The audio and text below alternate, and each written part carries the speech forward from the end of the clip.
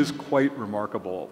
You've trained 244, or do I have the number right? Yeah, something like that. 244 people who've been trained in your lab who's gone on to significant careers of their own. That is in itself an amazing achievement. But I want to just talk to you a little bit about you as a teacher. Tell me your idea of what it is about you that's been valuable as a teacher. Through my career, I've done some, but very little teaching in the classroom.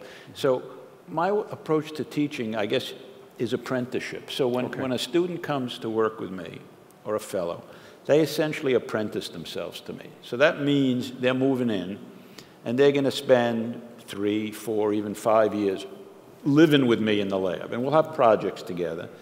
And at the beginning, I'm really coaching them a lot. Okay. But it's more than just coaching them on how to design the experiments. I mean, we're talking about the data, we're forming hypotheses together.